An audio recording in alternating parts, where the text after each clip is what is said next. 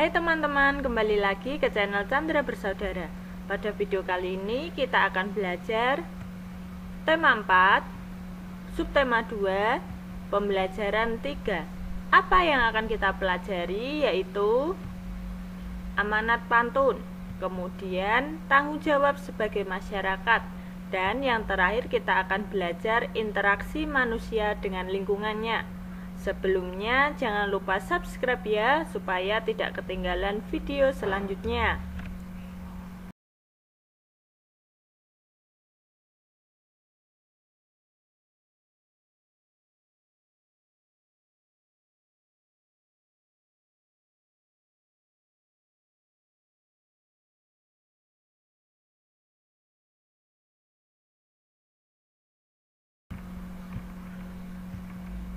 Hari itu Dayu dan teman-teman akan melakukan wawancara. Dayu, Edo, dan Lina sepakat untuk berangkat bersama. Mereka juga sepakat bahwa Dayu dan Edo akan menghampiri Lina terlebih dahulu, kemudian berangkat lalu menuju ke tempat narasumber wawancara. Sesampainya di rumah Lina, Lina terlihat cemberut. Ia berkata, "Aku malas, badanku lemas. Bagaimana kalau wawancaranya nanti sore saja?" Dayu menjawab, "Saat malas tak bertenaga, jangan diam seperti patung. Ayo kita berolahraga, bersepeda keliling gunung." Edo menyaut, "Benar kata Dayu, ayo kita berangkat menggunakan sepeda." Kemudian Dayu berpantun. Pantun yang diungkapkan Dayu sebagai berikut. Saat malas dan tak bertenaga, jangan diam seperti pagar. Sebaiknya lakukan olahraga agar peredaran darah menjadi lancar. Nah, berdasarkan pantun yang diungkapkan oleh Dayu, apakah kamu masih ingat ciri-ciri pantun? Iya. Kita akan mempelajari tentang ciri-ciri pantun. Pantun adalah bentuk puisi Indonesia Melayu yang tiap baitnya terdiri atas 4 baris. Berikut merupakan ciri-ciri pantun. Yang pertama, pantun bersajak ABAB.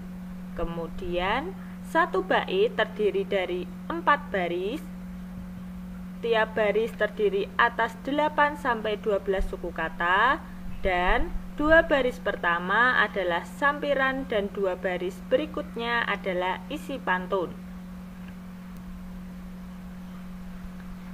Nah, berdasarkan pantun yang telah diungkapkan oleh Dayu, maka kita akan belajar mengidentifikasi ciri-ciri pantun. Misalnya pertanyaan pertama, jelaskan ciri-ciri pantun di atas. Ciri yang pertama yaitu baris 1 bersajak A. Saat malas dan tak bertenaga, memiliki 9 suku kata. Nah, artinya bersajak ialah huruf terakhir dalam pantun tersebut ialah huruf A. Kemudian baris 2 bersajak R. Jangan diam seperti pagar, memiliki 9 suku kata. Ciri yang ketiga, baris 3 bersajak A. Sebaiknya lakukan olahraga, memiliki 11 suku kata. Dan ciri yang keempat, bersajak R. Agar peredaran darah menjadi lancar, memiliki 13 suku kata. Kita bisa amati baris 1 dan baris 3 sama-sama bersajak A. Kemudian baris 2 dan 4 sama-sama bersajak R. Maka ini termasuk ciri-ciri pantun yang pertama yaitu bersajak ABAB. Jadi dapat disimpulkan bersajak ABAB ialah baris 1 dan baris ketiga sajaknya sama. Kemudian baris 2 dan 4 juga sajaknya sama. Itulah yang dinamakan sajak ABAB. Kemudian pertanyaan yang kedua, identifikasilah sampiran dan isi pantun di atas. Nah, dari pantun ini, saat malas dan tak bertenaga ini merupakan sampiran. Baris kedua, yang jangan diam seperti pagar juga sampiran. Baris ketiga, sebaiknya lakukan olahraga merupakan isi, dan agar peredaran darah menjadi lancar juga isi. Nah, di sini baris 1 dan 2 adalah sampiran, sedangkan baris 3 dan 4 merupakan isi. Kemudian, apa amanat pantun di atas? Amanat adalah pesan moral yang akan disampaikan berdasarkan pantun. Ya, jawabannya berolahraga merupakan salah satu kegiatan untuk menjaga kesehatan dan peredaran darah menjadi lancar.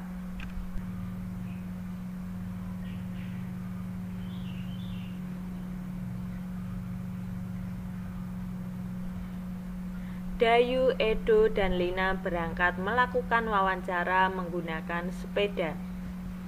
Mereka membutuhkan waktu setengah jam untuk sampai ke tempat wawancara.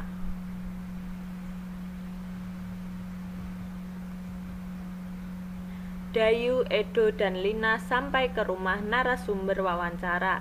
Mereka akan mewawancarai Pak Damar. Pak Damar merupakan pengusaha sandal kesehatan. Berdasarkan hasil wawancara dari Dayu, Edo, dan Lina, mari kita membaca teks bacaan berikut ini. Pak Damar merupakan pengusaha sandal refleksi. Pak Damar memproduksi sandal yang dapat digunakan untuk melancarkan peredaran darah. Sandal refleksi buatan Pak Damar terbuat dari kayu. Kayu tersebut diperoleh dari daerah sekitar tempat tinggalnya. Pak Damar hanya membeli kayu berkualitas. Namun demikian, Pak Damar selalu menyarankan kepada pemasok kayu untuk melakukan reboisasi setelah penebangan.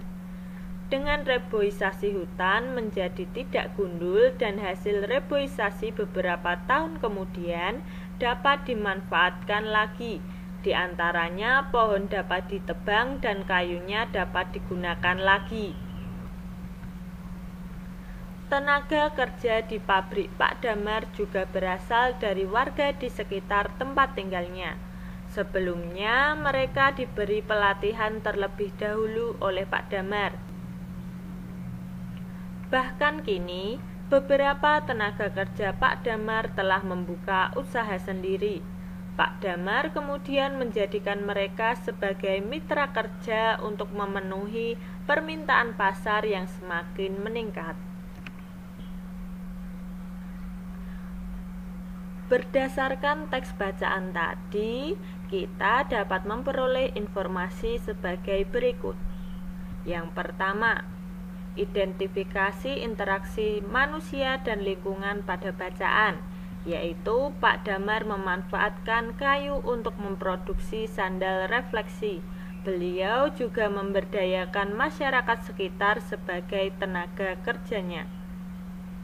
Kemudian, pengaruh interaksi manusia terhadap lingkungan bagi masyarakat dalam bacaan, yaitu pemanfaatan hasil sebagai sumber daya alam untuk kebutuhan manusia. Kemudian meningkatnya kesejahteraan masyarakat. Yang ketiga, terbukanya lapangan kerja bagi masyarakat. Berikutnya, manfaat usaha Pak Damar bagi masyarakat di sekitar, yaitu meningkatkan taraf hidup masyarakat, membuka lapangan pekerjaan baru, dan memenuhi kebutuhan masyarakat terhadap sandal refleksi buatan Pak Damar. Yang keempat, yang dilakukan Pak Damar untuk mengurangi kerusakan lingkungan akibat usahanya adalah Pak Damar menyarankan kepada pemasok kayu untuk melakukan reboisasi pada lahan yang telah ia tebangi. Kemudian hubungan ketergantungan dalam bacaan, yaitu Pak Damar membutuhkan pasokan kayu dari pemasok kayu untuk memproduksi sandal refleksi.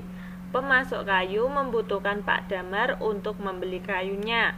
Dari hubungan ketergantungan tersebut, keduanya memperoleh keuntungan berupa uang.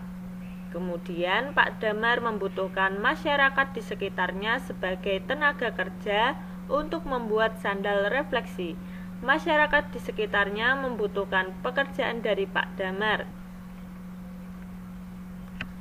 Dari hubungan ketergantungan tersebut, keduanya memperoleh keuntungan berupa uang.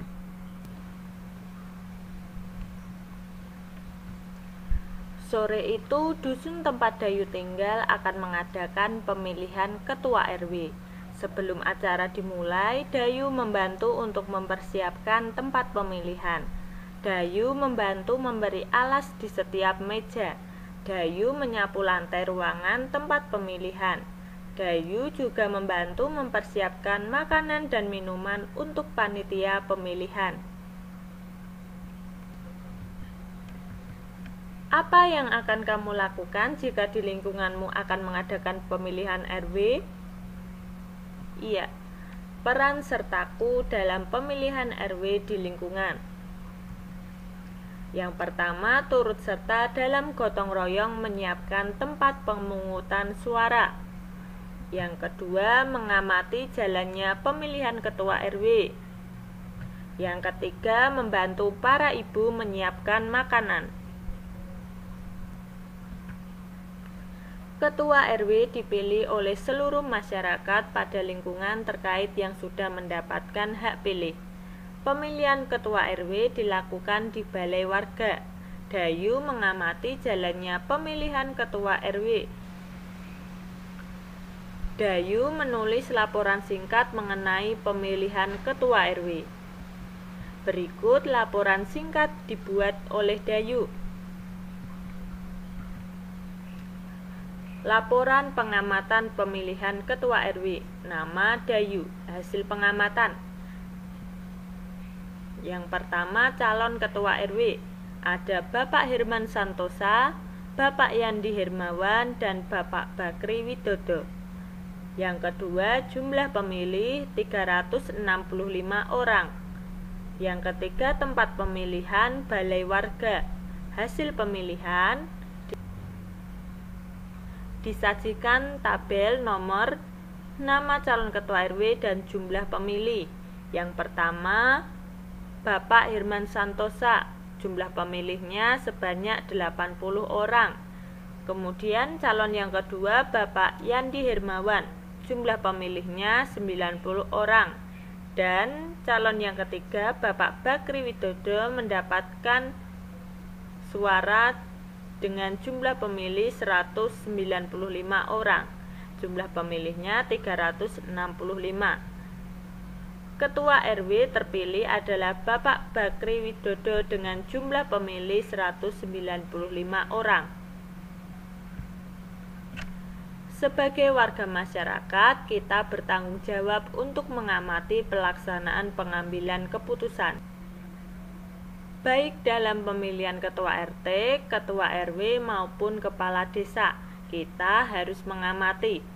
Selain itu, masyarakat juga dapat mengamati berbagai keputusan yang dikeluarkan oleh ketua RT, ketua RW, dan kepala desa. Pengambilan keputusan bersama dapat dilakukan melalui musyawarah untuk mufakat. Namun demikian, apabila tidak mencapai mufakat, dapat dilakukan voting. Kemudian kita akan belajar menjawab pertanyaan-pertanyaan berikut ini untuk memperoleh informasi. Pertanyaan pertama, bagaimana cara pengambilan keputusan bersama yang biasa dilakukan dalam masyarakat di Indonesia? Jelaskan. Iya. Dalam masyarakat Indonesia, pengambilan keputusan bersama dilakukan melalui musyawarah. Musyawarah bertujuan untuk mencapai mufakat. Namun demikian, apabila tidak mencapai mufakat, maka akan dilakukan voting. Salah satu contoh voting adalah pemilihan umum. Selanjutnya, pertanyaan yang kedua, apa saja masalah dalam masyarakat yang dapat dipecahkan melalui pengambilan keputusan bersama? Iya, jawabannya masalah yang dapat dipecahkan melalui pengambilan keputusan bersama yaitu pemilihan ketua RT, RW, dan kepala desa, kemudian membuat jadwal ronda malam, dan melaksanakan gotong royong membersihkan lingkungan.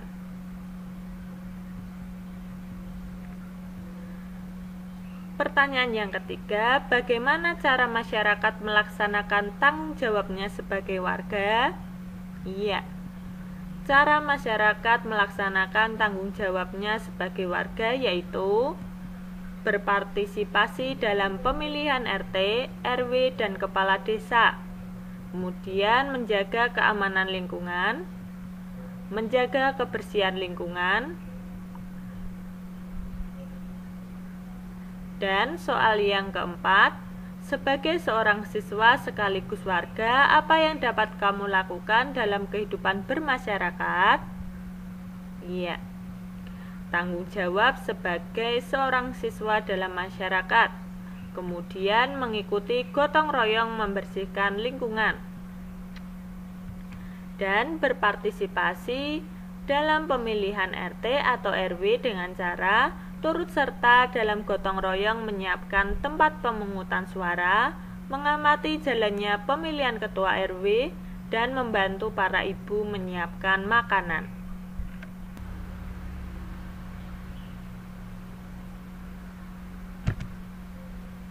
Demikian pembelajaran pada video kali ini, semoga bermanfaat ya, dan sampai jumpa di pembelajaran berikutnya. Bye-bye.